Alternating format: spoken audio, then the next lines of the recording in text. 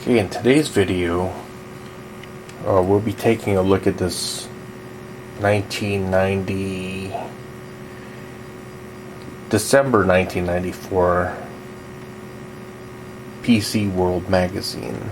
So it says PC World, how to connect to the internet.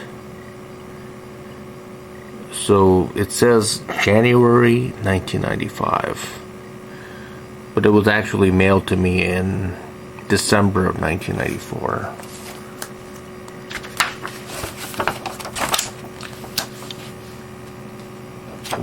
This is a Nickelodeon ad.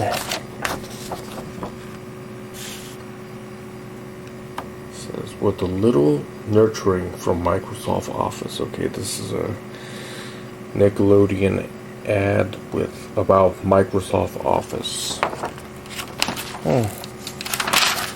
It's a Microsoft commercial, actually. This is a Canon inkjet or bubble jet printer.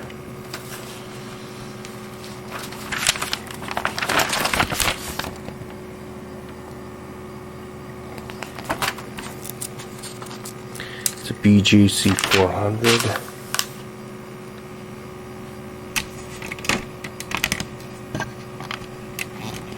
Stuff about graphics boards.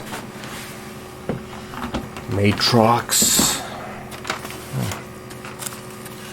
See what kind of stuff, what kind of computer technology they had back in 1995, early 1995, late 1994. They certainly didn't have Windows 95 back in early 1995. Operating System Survey. Okay. 4X CD-ROM. That was pretty advanced technology back in 1995. Internet was just beginning. I think we did have AOL and Prodigy and stuff like that. What's this? This is a Zeos.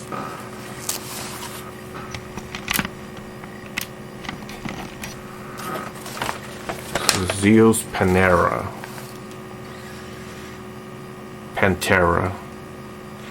Zeos was a pretty big computer company back in the late 1980s up to the mid 1990s. This is a 486DX 266. This is March 1994. So the type of computers they had back then were pizza box desktop computers with CRT monitors like that. I think the highest it goes up to is a Pentium 100 in this ad for Zeos system. Zeus. The lowest is a 46SX 33 megahertz, and back then it cost about $1,395 for a 46SX. SX is I think it's just a 46 without a math coprocessor. Then you have a 486DX33, 486DX 266, Pentium 60, Pentium 66, Pentium 90. They're missing a Pentium 75. One of my friends had a NEC Pentium 75 megahertz computer. There's Pentium 90 and Pentium 100. I had a Pentium 100 back in I think in mid 1995. I got a Pentium 100 megahertz. So the amount of RAM that it came with was only 4 megabytes of RAM. Hard drive was 214. Let me zoom that in.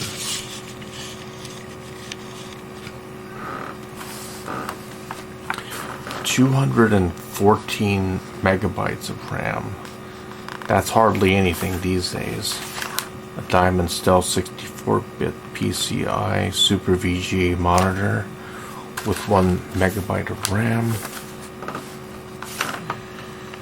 a 14-inch Zeus CRT Super VGA monitor, 1024 by 768, not interlace, 0.28 millimeter dot pitch,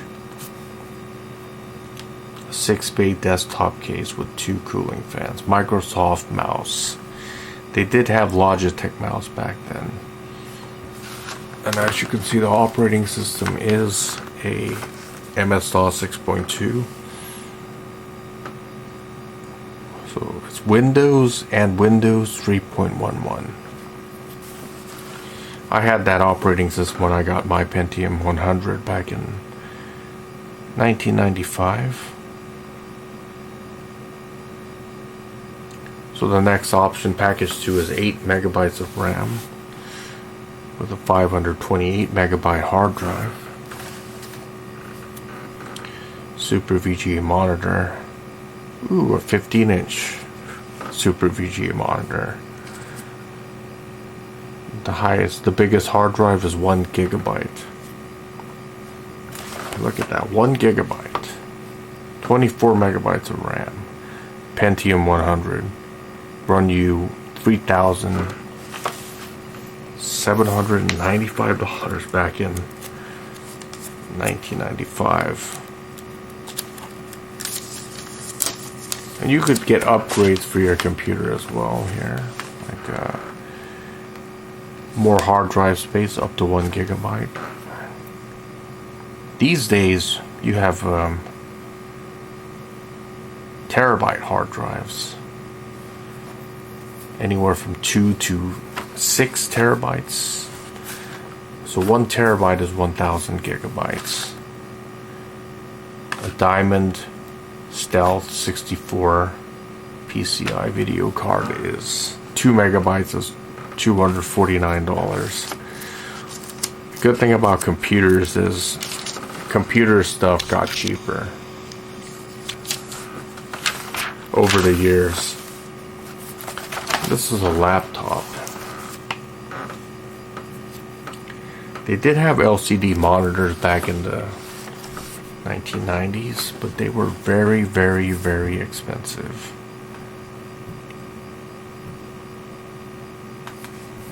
So mobile processors had less power than desktop processors. It was true back then, and it's also true today. Look at the price, just for a basic laptop.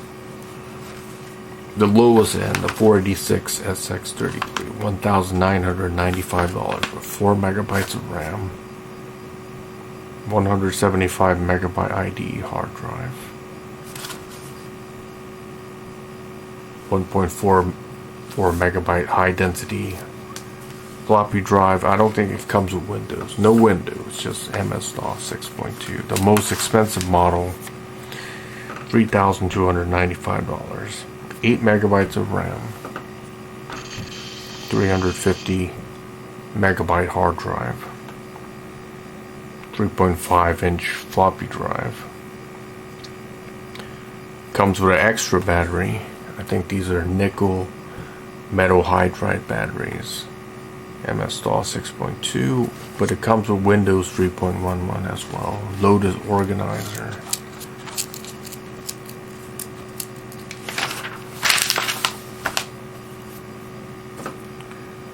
More Zeus computers again.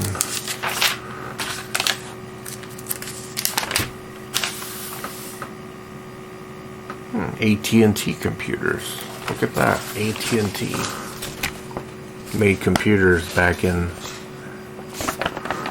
I know they made computers back in the 1980s. They also made computers in the 1990s as well. They don't make computers anymore. It was a telecommunication company.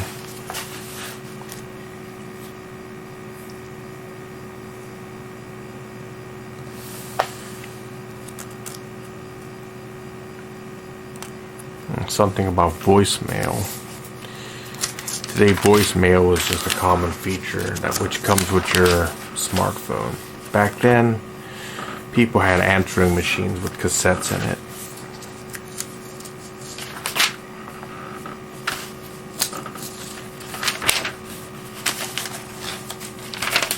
they had QuickBooks.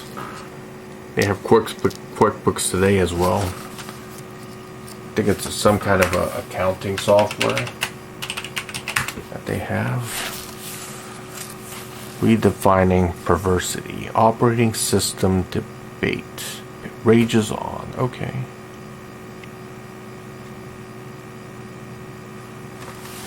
At my workplace, a 286 and three 386s are still on active duty. I was enjoying upgrades when they're worth it. When they weren't worth it, until I read the snide remark, if for some perverse reason you can run only DOS apps, if it's perverse to get your work done easily, quickly, and efficiently. I'm guilty as charged. I do have Windows and a few Windows applications, but I use my DOS apps to get things done. Okay, so this was during the age of DOS, even when I got my Pentium 100 megahertz computer with Windows 3.11 on it. A lot of the applications that I ran were in DOS, MS-DOS, Microsoft DOS. So that's what this article is talking about. It wasn't until I got Windows 95 when I started to run more Windows 95 apps or Windows applications. So DOS is a 16-bit operating system, and I think Windows 95 is a 32-bit operating system, but it does have DOS kernels in it, so you could run DOS on it as well. The industry's first 75 megahertz Pentium PC. This is some kind of an upgrade, I think. No, it's a computer company called ALR. I heard of them before. No, this is an upgrade, PCI upgrade. So with this card right here, you could upgrade your 486 to a Pentium 75 megahertz. I heard of these before. Back in the 1990s, people were using stuff like this to upgrade their 486s to, I guess, Pentiums. AST was like a pretty big company back in the 1980s and 1990s, mid 1990s. So you had a lot of different computer companies back in the 1980s and 1990s. And as you can see, the format is pizza top computers, not desktops, not towers. So this is about some kind of a computer furniture or something. Anthrocarts. Computer desk. Right. Some kind of uninstaller software or something.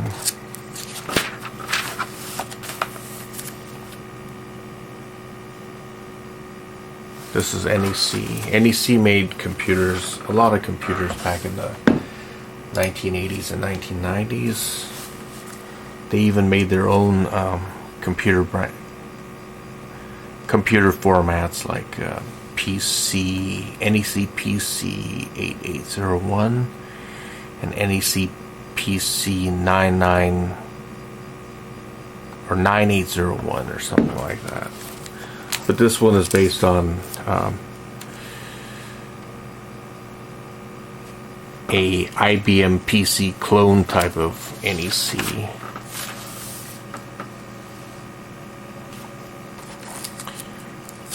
So the format of like computers like NEC PC 9801 series were kind of like being phased out in favor of IBM clone type of computers, which NEC also made.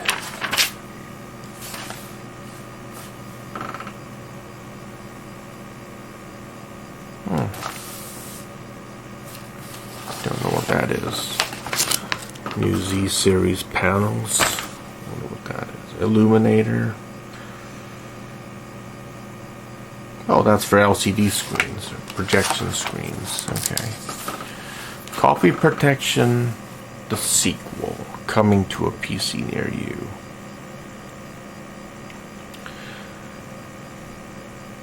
James Lennon was on a mission to stop the pirating of his company's software products. The Describe word processor for OS2 and Windows.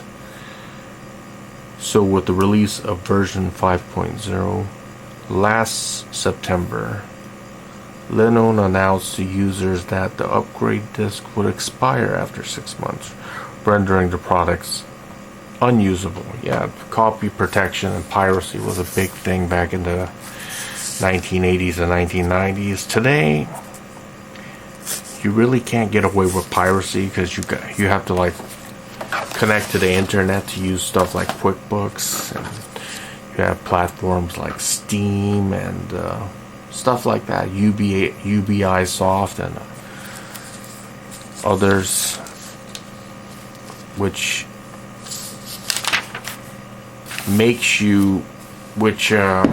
forces you to connect to their servers in order to use their software. But back in the 1980s and 1990s, that wasn't possible. So the software that you bought at the store was the software that you installed on your computer, and that was it. The invasion of 64-bit graphics.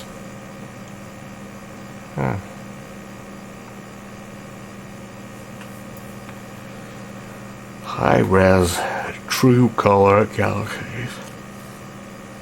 Resistance is futile. High resolution of up to 1280 by 1024 with 16 million colors. You know, I wasn't even using Windows 95 at more than 640 by 480 in 1996 using Windows 95. I think I was using about 640 by 480 or 800 by 600. That was the maximum resolution. But 1280 by 1024 was the type of resolution I was using with Windows XP in the early 2000s to mid 2000s.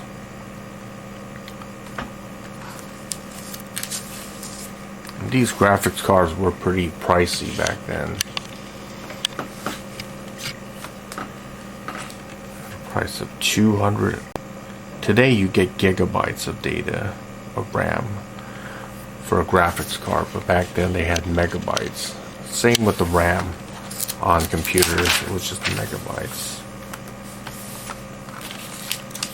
Stockbroker just got warped. This must be an OS2 commercial or an ad.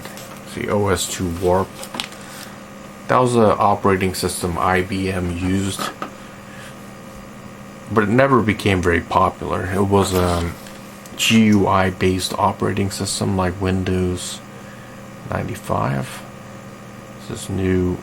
The problem with MS-DOS was that you couldn't multitask with it.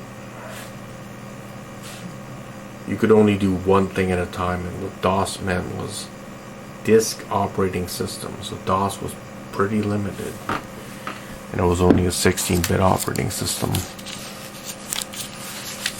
OS2. They also had Unix. I think that was used on Mac OS, a GUI version of Unix.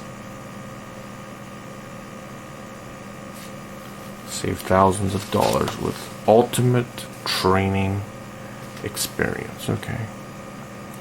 So it's kind of like they sold tutorial videos on how you can use various software like Access Canvas, Excel, Microsoft Excel, Lotus 123. That was kind of like office software back in the 1980s and 1990s.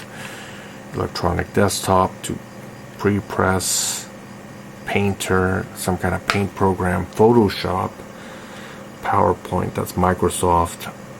Windows Basics, Microsoft Word.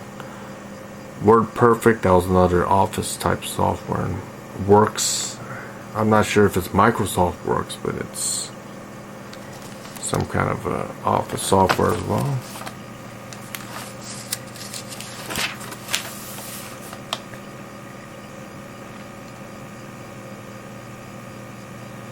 So 486s were pretty much being phased out, or that was the lowest end computer in 1995, the mid 1990s, and then it was eclipsed by the Pentium computers, Pentium CPUs, Intel Pentiums.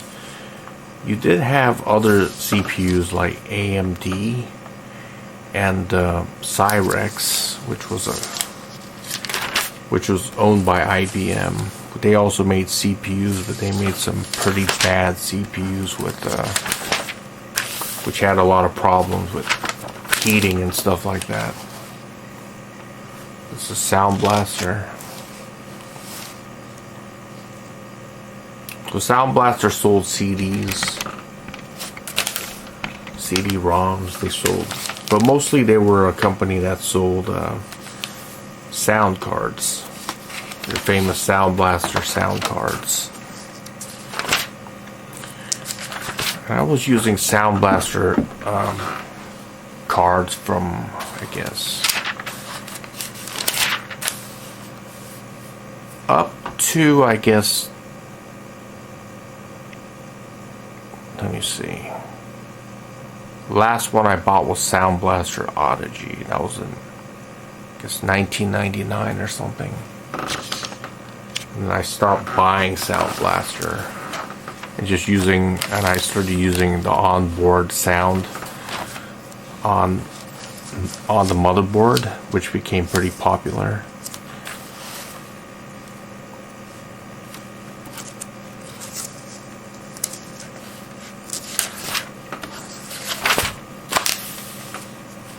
The Pentium Challengers gear up in 1995. Yes, that was the age of the Pentium. So you had all types of different processors like PowerPC, that was for Mac, Apple Mac. You had a XGen, you had a Cyrex, you had AMD, and of course Intel. And they made the best CPUs back in the 1980s and 1990s.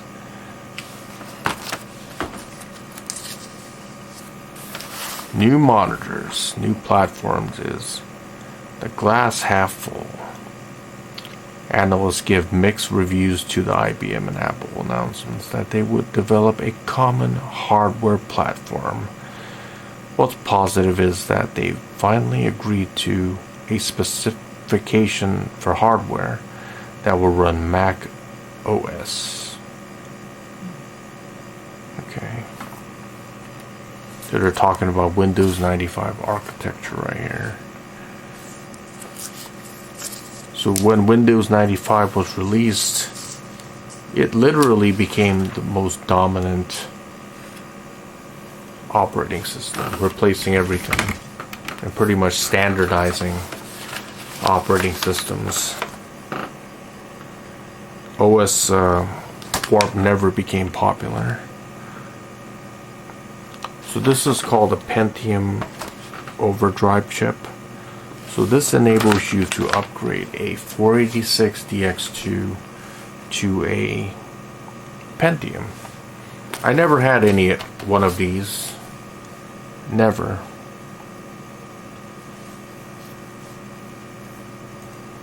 But it enabled you to install a Pentium-like chip on a 486 motherboard. It costs about $450. So it says right here, by the time you read this, you may at long last be able to buy an Intel Pentium overdrive chip to touted by Intel over 2 years ago as a painless way for 486 users to move up to Pentium performance. This upgrade CPU plugs into the 238-pin overdrive socket in many DX2 systems. While the chip should finally be available by the end of the year, unfortunately, at a press time, it was not ready for testing. Intel, however, has released its own performance numbers, and there is not especially rosy. The company says the Pentium overdrive should deliver about 50% gain in processing speed over a DX2, the same increase Intel advertised for the DX4 100 MHz, which it is when it is introduced. Technically, this suggests that Pentium overdrive will provide Pentium performance, that of a Pentium 60 MHz, that is, with the DX4 overdrive going from $450 and offering the boosted 486 SX performance to close to that of Pentium levels. So you could use it on a Pentium, 486 SX as well, to upgrade to a Pentium, not just a DX2 or whatever. Yeah, those type of upgrades were pretty popular back in the day. Feds did like Microsoft Intuit merger.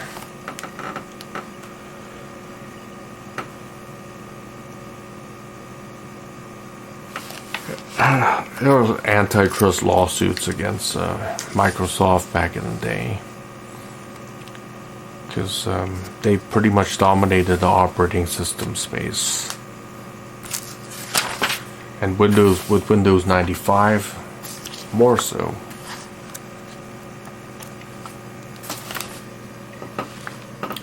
It's a laptop. It's called a Winbook XP, highest quality, best features, lowest prices. It had an LCD screen, and the LCD screen is what made laptops very expensive. So back in the day, back in the mid 1990s, as you can see, the price $2,000. Comes with 4 megabytes of RAM, 120 megabyte hard drive. The $3,000 model, it says 486 DX4 mobile processor, 8 megabytes of RAM, 520 megabytes of hard drive space with a 14.4 baud modem, baud modem. Okay. So these days, the price of laptops is less expensive than desktops. So it was quite the opposite compared to today. Today, desktops are expensive and laptops are cheap. Another computer company, Acma. There were so many computer companies back in the 1980s and 1990s. So many. There were also small mom and pop computer stores that that built computers as well. And a myriad of different companies. I never heard of Acma. Must be a small company, like a mom and pop operation that makes that built computers.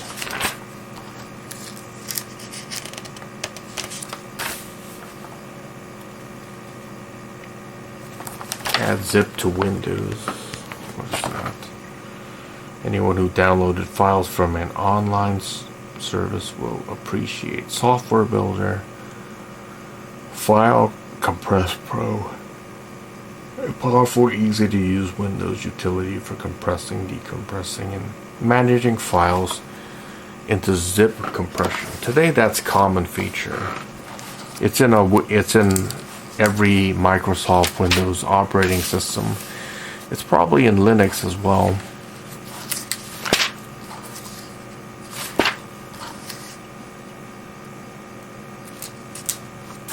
Scanner. It's the Epson scanner. So the first scanner that I got was back in, I think, 1997 or something. I bought it at Fry's Electronic. It was called a Mustang scanner. And it was pretty slow. It's not like the scanners of today, which are pretty fast. It was a flat bed scanner, kind of like this scanner, this Canon scanner. But it was a lot larger, and it cost like $300, and it was slower too.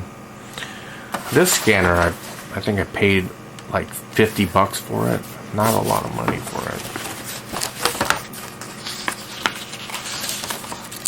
And it enables you to digitalize photos, copies into your computer.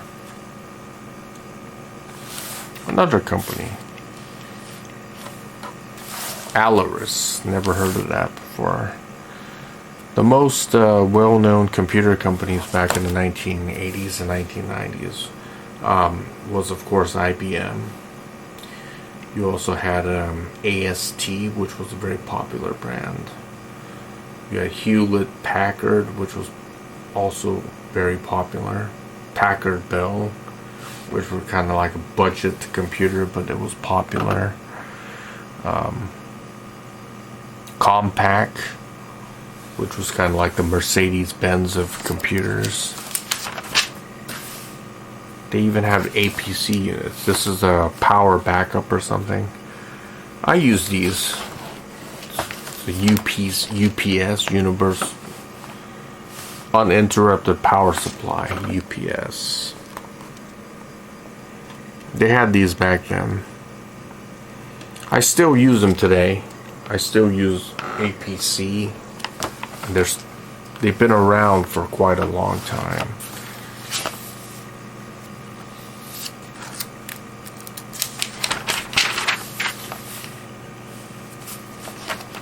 They weren't that much money. As you can see, it's only $119.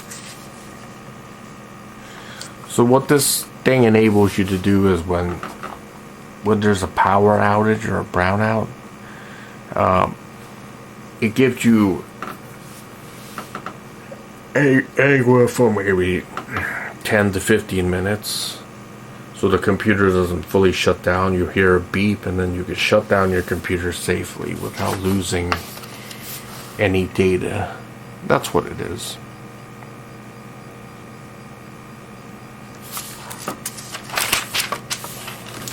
They were a lot more expensive back then. So you could buy a 200 watt unit for $119, 280 watt $139, 600 watt for $400, 1200 watt, 1250 watt for $800.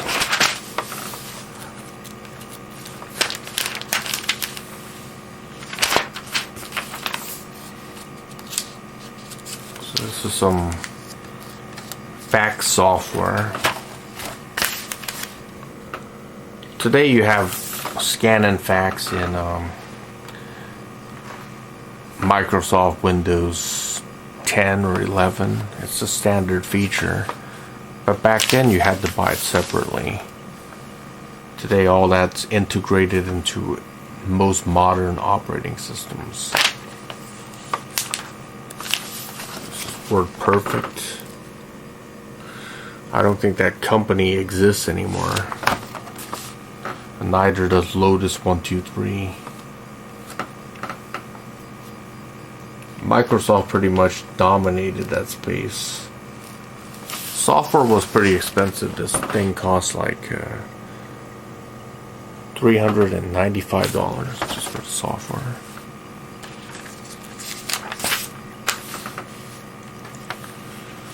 Ares, another computer company. I think I heard of them. they advertise a lot on computer magazines like this. And this is a magazine subscription something. I think you pay like, so it's a lot cheaper if you get the magazine subscription. You could get 1 year's worth of magazines for $22.97 compared to paying $4.95. So I used to order magazines. My father used to order magazines like this for me. We just get the subscription and then they just send it to us every month via mail. I don't know how much magazine subscriptions are these days. I'm pretty sure they're a lot more expensive. You rarely have any printed magazines these days. Everything's just on websites and stuff. This is some kind of a printer or something. Xerox printer. Laser printer, sorry. It's a fax machine as well. Printer, fax machine. Company that made computers back in the 1980s and 1990s, as you can see. They also made sorry, I was going to say Motorola 6800. No, Texas Instruments. They make CPUs and stuff. They also made computers. I don't think they make computers anymore. They probably don't. But they still do make microprocessors. Wincom Pro simplifies internet email.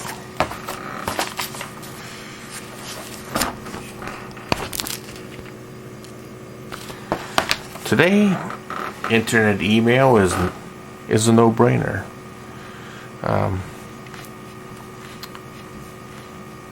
Yahoo, Gmail, and stuff like that. Netscape, they all offer email. And back in the 1990s, you had something called Juno or something that offered free email. And you could get email if you had a service like Prodigy or AOL as well. Wincom Pro 1.11. New Internet Email Manager plus other enhancements for $129. List price. Arena Communication Suite, $179. Okay. Voicemail speaker. So you had software which could be used for voicemail as well. This is at a time when cell phones weren't very popular, or they were very expensive. So you could use your phone line to do all that with your computer and your modem as well. It's kind of like an answering machine on your computer, which is a pretty interesting idea, but today we do all that with our smartphones. ViewSonic 17-inch CRT monitor. I think ViewSonic is still around today. This one comes with a speaker, kind of like a television set, because most monitors didn't have speakers. But today's monitors, which have the DVI interface, definitely have built-in speakers. But back then, that was not a common feature. There's a car commercial or ad about Pontiac Bonneville. WordPerfect. The company that made it was Novell. I think Novell is still around, but I don't think WordPerfect is anything anymore. The internet. How to get there from here. That was like the thing, the internet. Everybody wanted to go on the internet back then. Talking about TCP/IP, the Unix command line.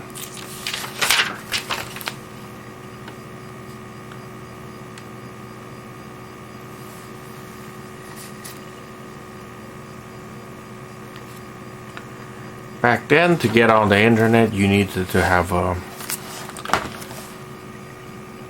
service that provided it, like Prodigy or AOL, like I said before. It was a lot more complicated. Today, all you need is an internet service provider, like Comcast, AT&T, or whatever, Spectrum cable or something like that, and you just connect to the internet with a web browser. I don't think they had web browsers back in 1995, early 1995. You just had to use some service.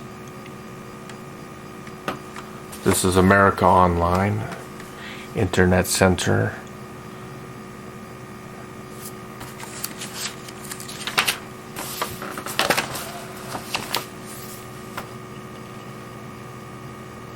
This is CompuServe right there. That was another company that provided internet back in the mid-1990s.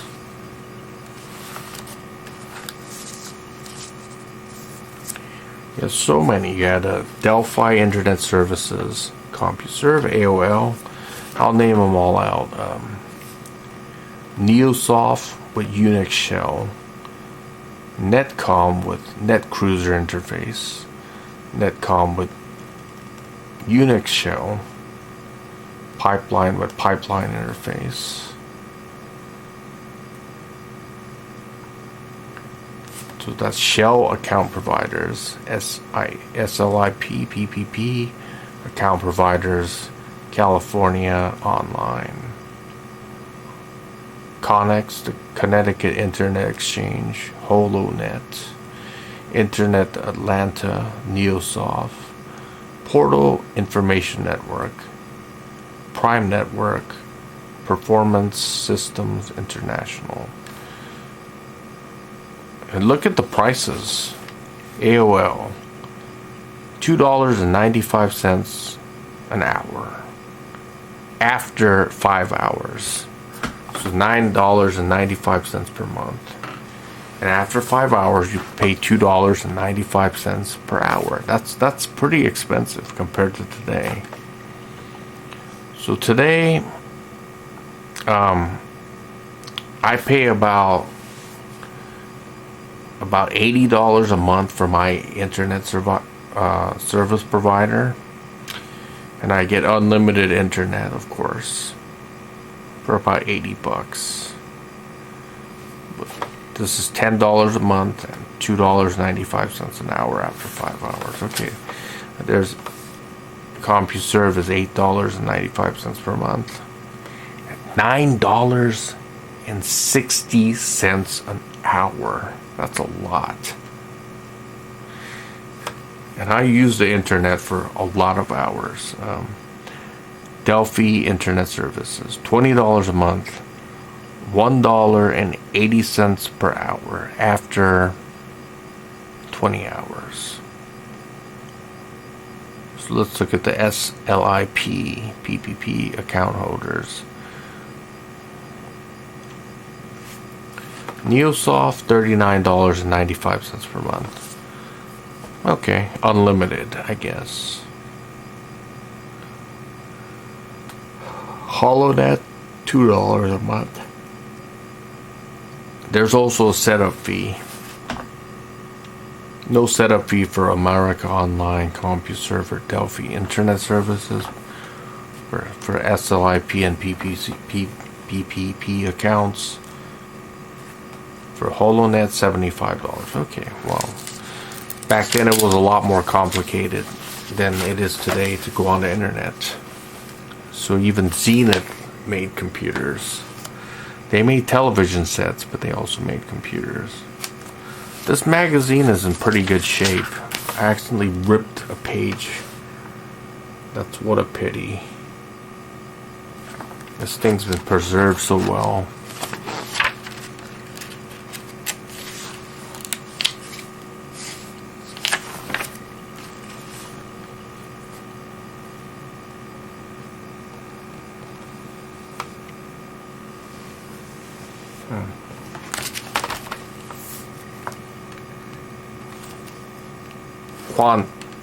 Quantex, that's another computer company. Never heard of that. Must be a small company.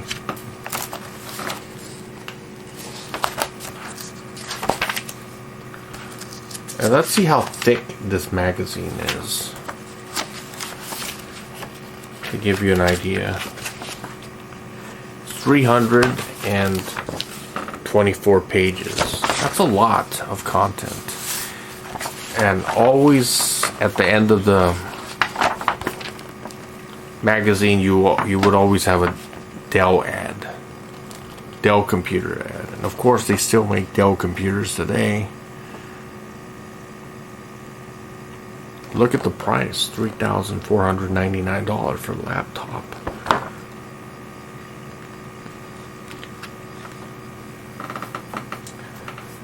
Dell sold a lot of towers that look like that. They also sold pizza box desktops as well. Look at the price of some of these computers. $3,899 for a mini tower. Came with a 15-inch CRT monitor, 8 megabytes of RAM. Doesn't say anything about the CPU. There's no information about it. Comes with a 128 graphics accelerator, 4 megabytes.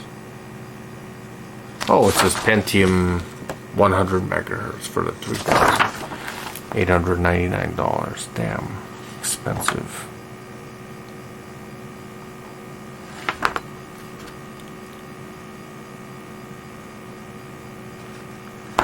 Yeah, that's pretty much it.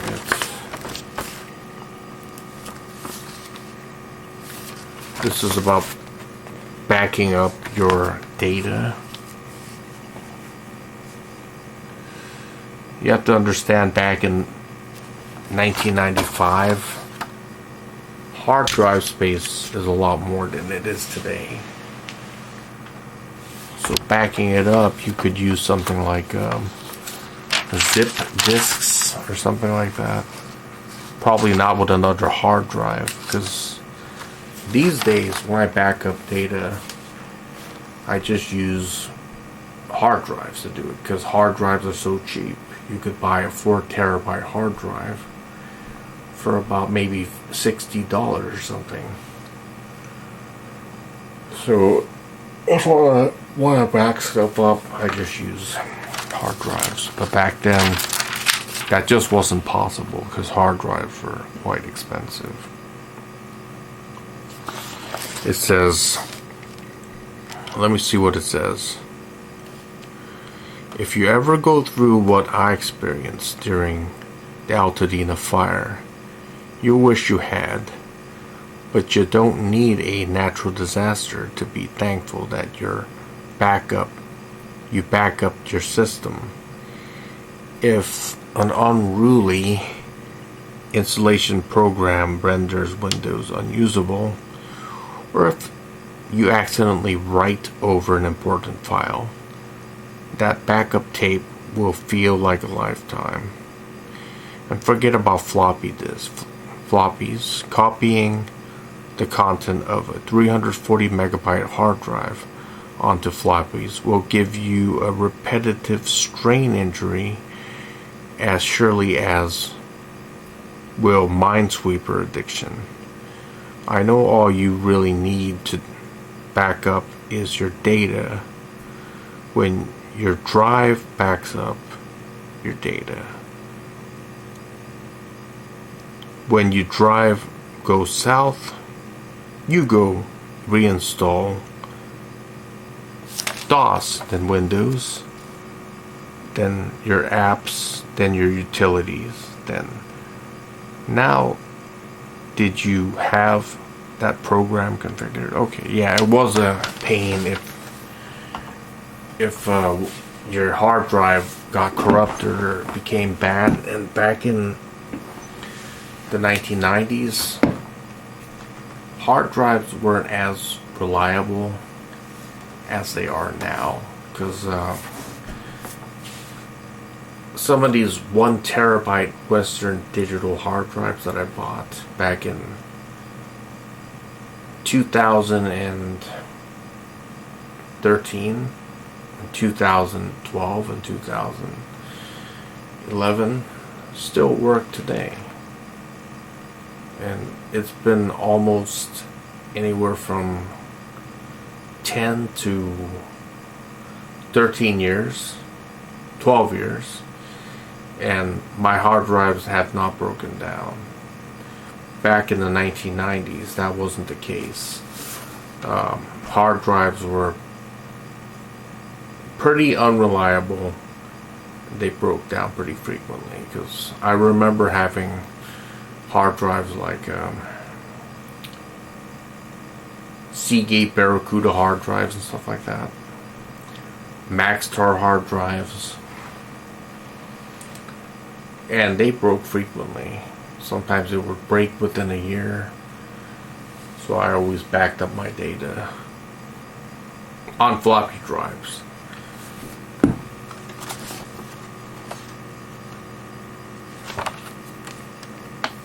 So that's pretty much what I wanted to show you about what kind of technologies they had back in the mid 1990s. And this is an ad about AOL, which was an internet service provider back in the day, and the only way you can connect to the internet was by using a dial-up modem. I think they had 28.800 baud back then, and when you got to the 1996, 1997, I think they had 56K modems and stuff like that. So